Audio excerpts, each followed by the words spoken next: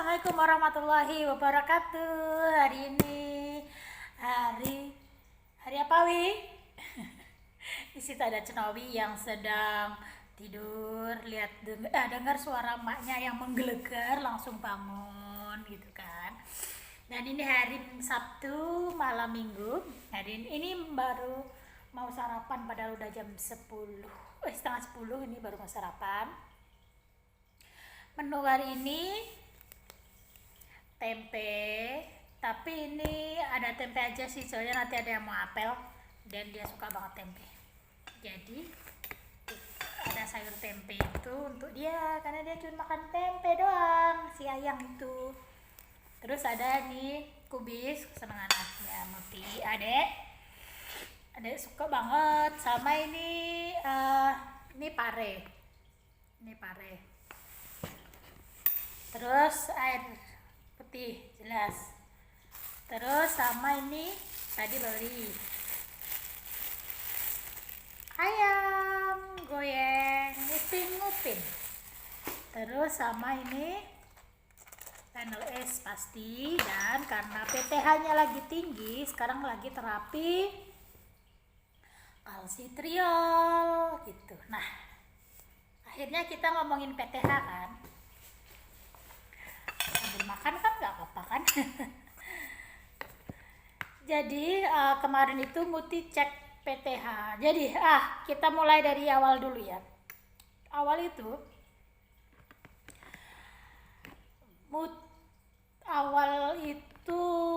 dari awal CAPD aja, dari awal CAPD. Karena dari HD itu minum obatnya rajin. Bindernya juga rajin tak minum. Jadi untuk HD kita nggak usah bahas. Nah, kita bahas setelah adek CAPD tahun 2016. Jadi 2016 itu kan adek udah coba CAPD. Nah, dari awal CAPD itu tensi bagus, skalanya bagus, jadi mulai tidak minum obat tuh, males kan, udah gak minum obat tensi, akhirnya jarang minum binder nih, jarang minum binder. Kemudian juga jarang minum binder, jarang minum asam folat dan sebagainya. Udah. Akhirnya kan singkat kata 4 tahun terakhir itu jarang minum binder. Dan selalu hasil lab dari 4 tahun terakhir ini fosfornya tinggi. 7, 8, 9, pernah sampai 11 fosfornya itu pernah sampai 11.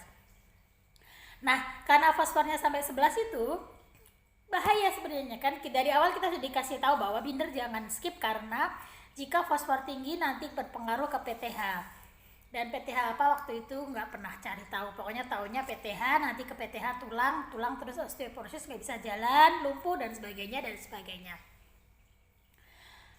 Karena belum mengalami, namanya orang ya, pasti kan begitu ya, kalau belum mengalami itu belum percaya gitu. Nah, 2 bulan ini begitu sejak corona di bulan Maret, April, terus Mei, Juni itu jalan itu mulai sakit, bangun tidur itu tulangnya mulai merasa sakit.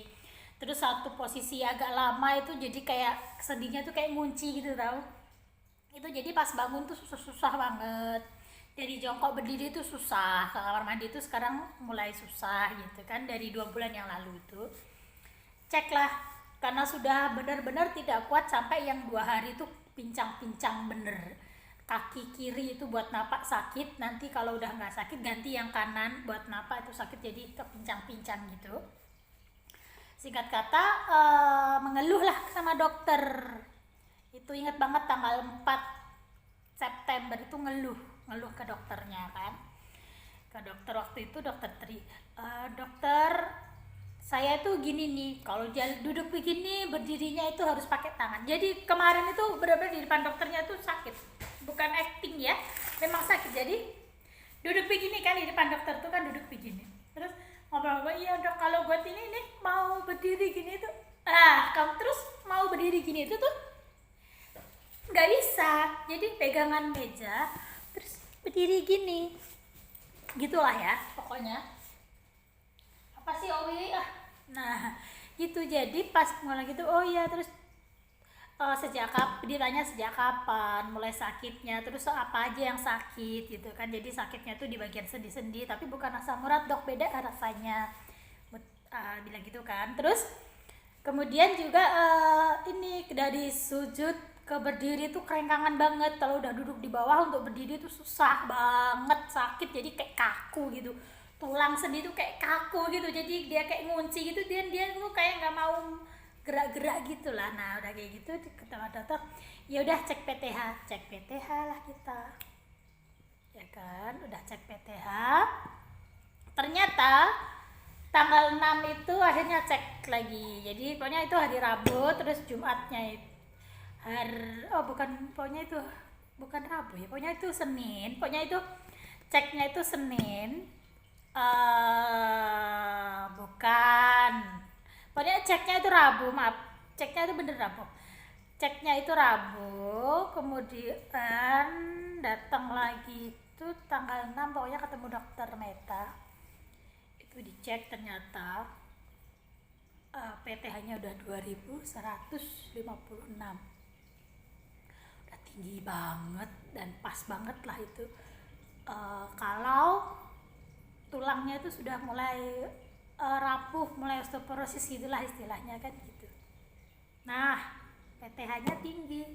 Jadi kalau ada yang tanya, Bagun kok PTH-nya bisa tinggi? Bisa, saya nggak jarang-jarang minum binder, fosfor saya tinggi terus gitu. Nah jadi solusinya apa? PTH tinggi itu jadi harus lihat juga kalsium, the fosfor, sama alkali fosfatnya gitu ya. Dan ternyata alkali fosfat ada juga tinggi dan itu gak bagus, dan obatnya itu mahal. 4 biji itu 600 ada yang 4 bijinya itu 400 juga ada, tergantung mereknya kan itu. Dan akhirnya diputuskan untuk fokus dulu ke PTH-nya, tapi awalnya kita fokus ke fosfor. Jadi Lenol S ini mulai tak konsumsi lagi untuk menstabilkan fosfor supaya PTH-nya tidak lebih tinggi lagi atau minimal bisa turun ya kan. Dan untuk fosfornya, dan untuk PTH-nya, karena PTH belum ada obatnya ya, jadi disarankan dokternya untuk terapi kalsitriol ini, tapi dengan catatan kalsium tidak boleh tinggi kalau minum kalsitriol ini, karena jika kalsiumnya tinggi nanti akan rawan pengapuran pada tulang kita, dan bisa juga ke pembuluh darahnya juga kan pengapurannya. Jadi minum kalsitriol ini harus dengan resep dokter dan kontrol kalsiumnya harus minimal normal, nggak boleh tinggi ya, nggak boleh rendah juga, karena nanti kalau kalsiumnya tinggi itu obatnya lain lagi. Nah, bukan kalsitriol, ada apa lagi, apa gitu lupa, pokoknya itu lebih mahal dan dia di cover BPJS gitu. Nah jadi intinya apa? Ayo fosfor jangan tinggi-tinggi, nanti kayak muti. Nih PTH-nya udah tinggi baru susah mau nuruninnya. Dan ini untungnya PTH-nya itu belum parah-parah amat gitu. 2000 tuh sudah parah loh sebenarnya, tapi masih dibilang tidak parah-parah amat karena begitu ada itu fosfornya tak atur, makannya tak atur, terus sudah terapi kalsitriol ini tinggal berapa biji, ini tinggal sedikit, ini udah mau habis ini. Sekarang alhamdulillah lebih enakan, lebih bisa jalan juga. Dan plus nih lihat ya tuh. Plus sekarang olahraganya jadi bagus, teratur sekarang olahraga juga. Terus selain olahraga juga terapi lutut juga, olahraganya itu sebenarnya nggak yang menggebu-gebu kayak di gym gitu, enggak, tapi lebih ke terapi ke lutut aja supaya dia ada olahraganya gitulah ya.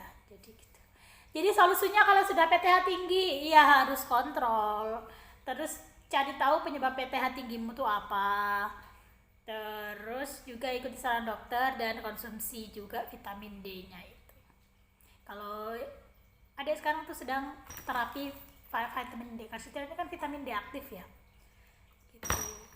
Ya gitu aja yang bisa di untuk hari ini.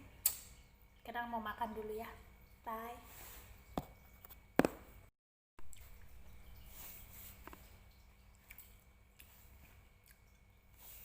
Pasien itu nggak bebas makan ya, tapi makan apa aja yang terukur gitulah yang penting.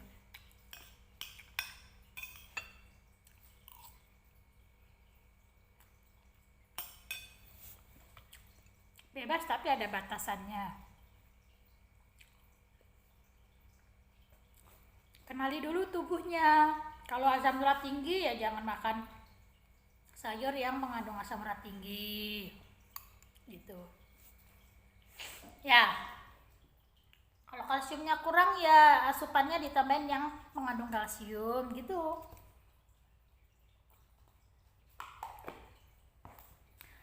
Nah kalau nggak kayak sama Owi nih nah, anak emak yang ganteng nih, kalau emaknya makan mau ikut makan aja dia, padahal nggak doyan. Ya Wi, emang Owi doyan?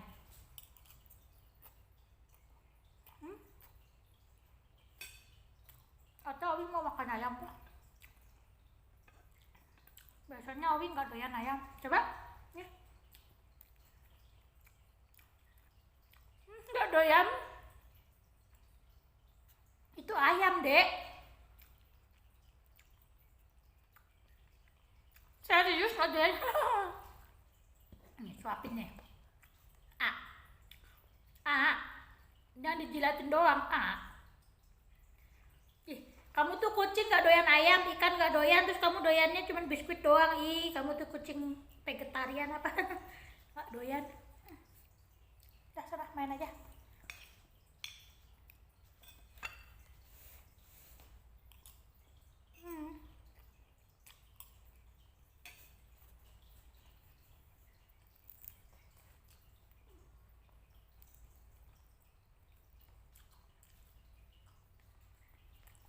Beneran gak mau nih, ayam nih.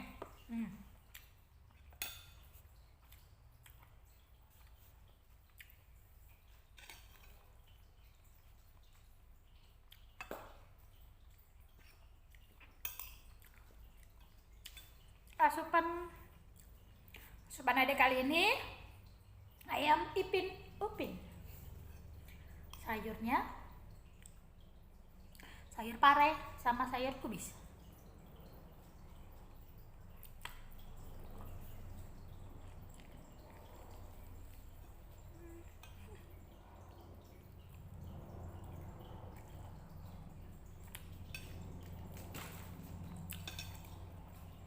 Ini pare nih.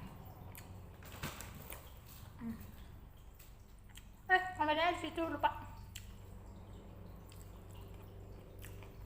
Ya.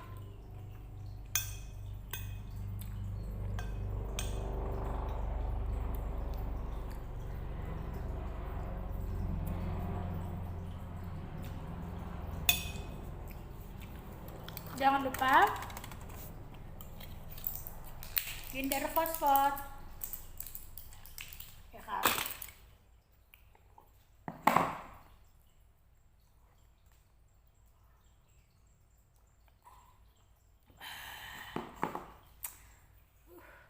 Sebenarnya lama-lama juga terbiasa sih minum obat tuh, tapi untuk ngawalinya tuh males banget.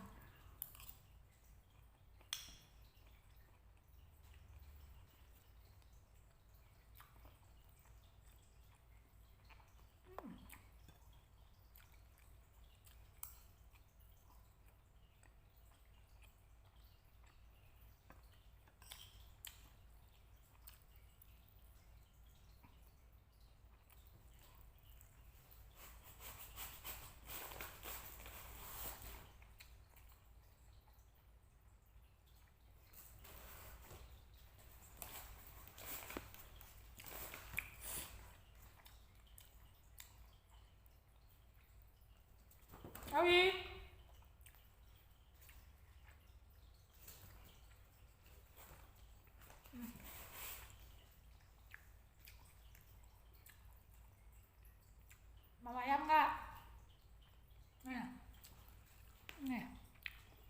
Hmm. Kalau mau ya udah.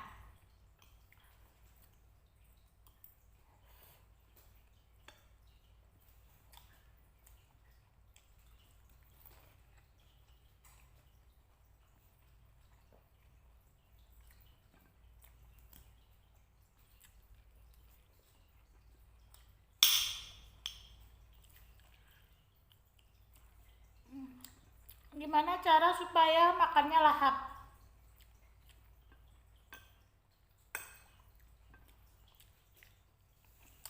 Satu, makan saat lapar. Dijamin makannya lahap. Dua, makannya jangan cimik-cimik. Sok cantik dikit-dikit gini.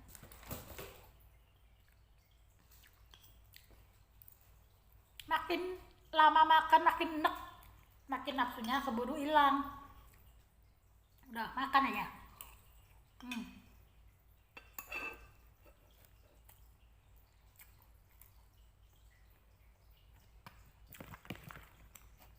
Mumpung nafsunya masih ada, langsung wel gitu.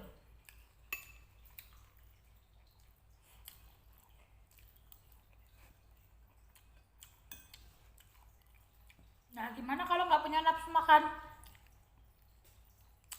Minum kurkuma.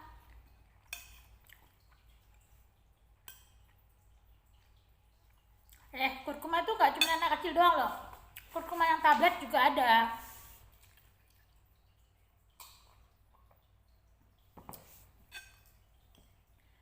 Jadi, banyak jalan menuju lapar. Maksudnya mau makan gitu.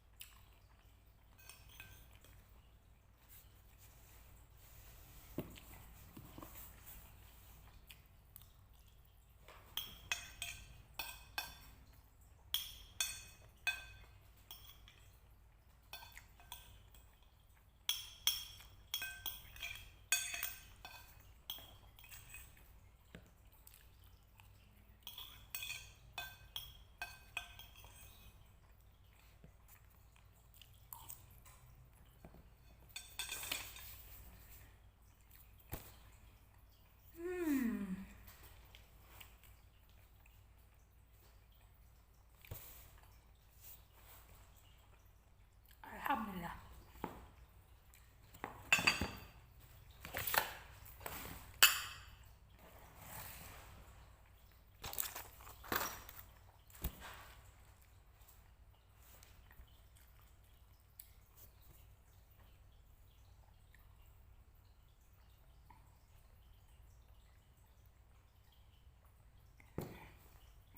Alhamdulillahirrahmanirrahim.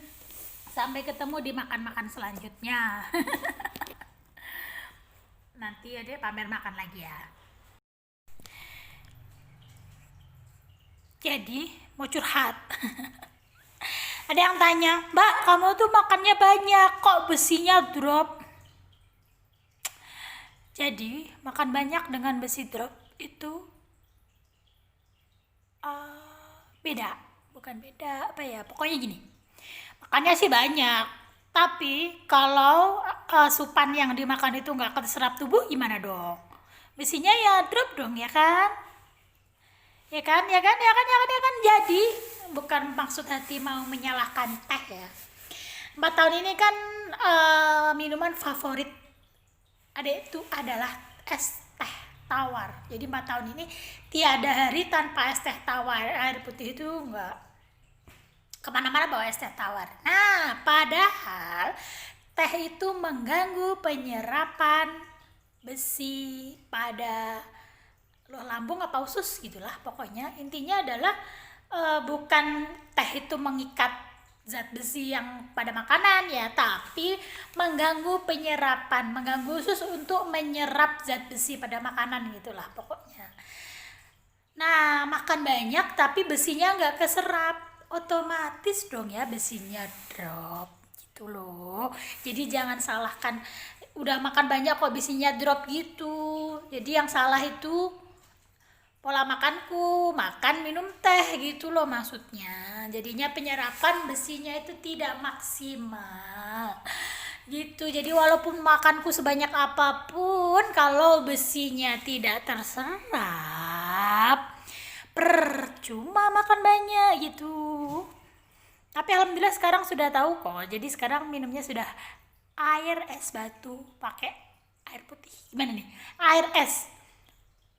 Air putih pakai es batu gitulah ya kan, biar bisa masuk sekarang. Kalau nggak es jeruk itu sekarang ada udah mengurangi yang bernama teh. Kalau sakau banget tuh pengen banget itu baru minum teh gitu ya.